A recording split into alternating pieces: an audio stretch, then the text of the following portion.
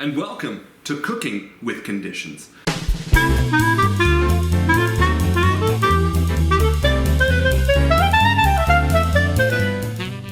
My name is Mr. Harlan Guthrie, and I am a nerd. I like role-playing games. Ow. And I also like cooking. And I wanted to do a series of videos that's going to focus on cooking under various conditions. What kind of conditions, you might ask? Well, the D&D conditions. That's why the name of the show is like this. Oh. That's right. We're talking about deafened. We're talking about charmed. We're talking about frightened. And today, we're talking about blinded.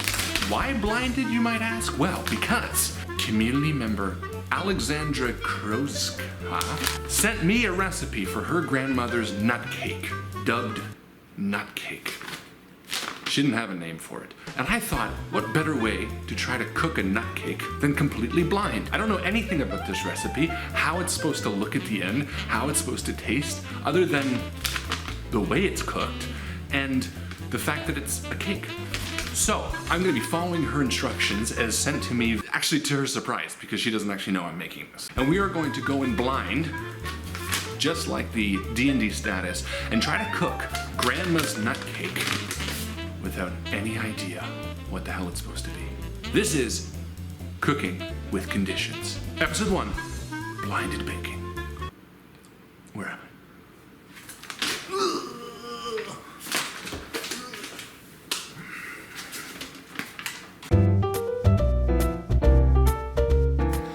Step in any sort of baking is obviously gathering of the ingredients. 8 eggs, 400 grams of chopped nuts. I'm using pecans. Her recipe called for macadamia. Oh no, hazelnut. But I'm not crazy about hazelnut, so we're going pecan. Sugar. Don't worry, I have more. A little cocoa, or cocoa, and vanilla extract. That's right, that's it. We are going to make Grandma's nut cake using all of these ingredients. Step 1 is to separate the egg yolks from the egg whites. Obviously, the easiest way to do this is with 2 bowls. This is going to be for the whites because they're typically a little bigger, and this is going to be for the yolk.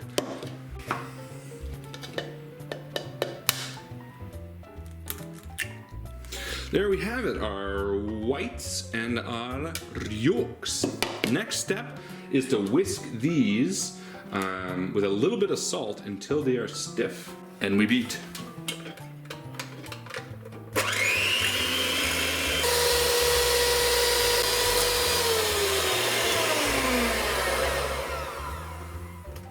Just one more time.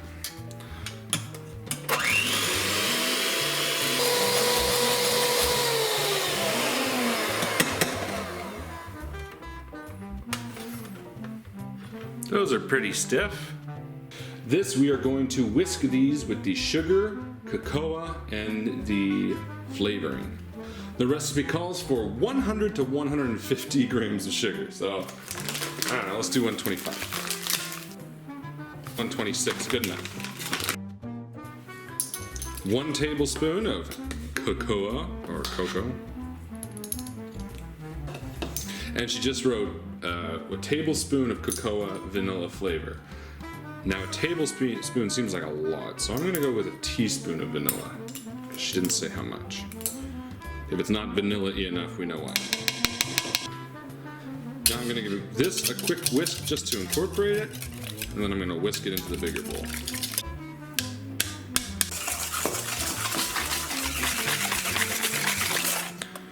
Now, next, we're going to mix the nuts in with this, the chopped nuts. She said it was sort of a coarse grind.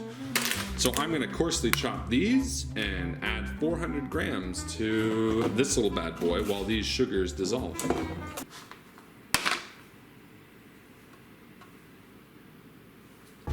I think that's probably the grind we're going to go for. Any more and the fats are going to start breaking down and making it sort of gummy. So we're going to fold this into this.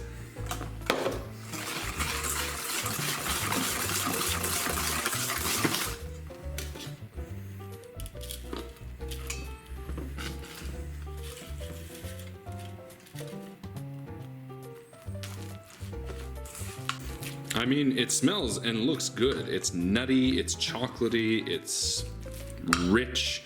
I mean, what's not to like so far? Next, and what I have to basically assume is final step, is combine ingredients.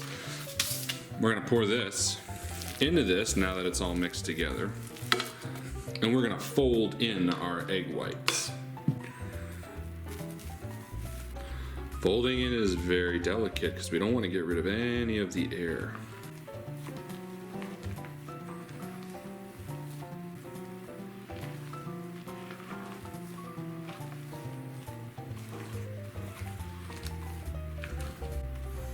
And that's about combined. So from here, it goes into a pan. I did ask and she said spring form. So let's get this into a spring form.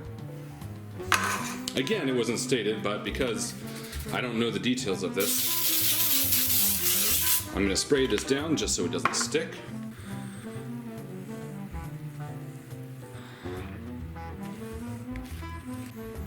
Then it's into a 180 degree oven for 45 minutes to an hour until done. If you're not familiar, 180 is super low, so it makes sense, I guess.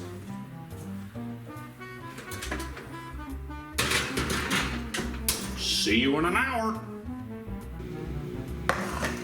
And there we have it. About, I don't know, 55 minutes later.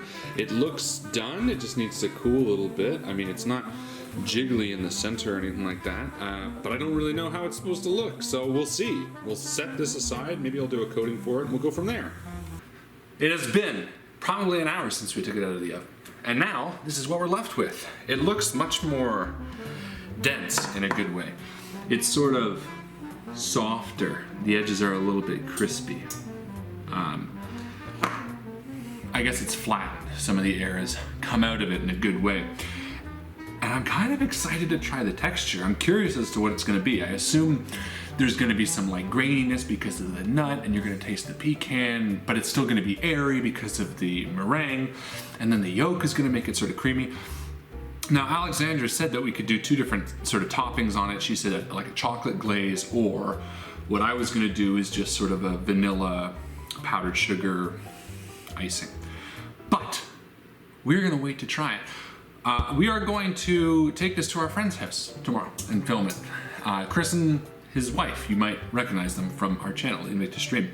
So if you wanna see us taste this bad boy, you're gonna have to check back a little bit. Patreon subscribers will get to see it first and foremost. Eventually we'll probably post it to this channel so you get to watch it. But for now, this is the end of episode 1, Blinded Baking. And we're excited to find out exactly how close this ends up being. This is one of those German recipes that don't really, she doesn't have a name for it. So thank you so much for tuning in, and make sure you check it next time for,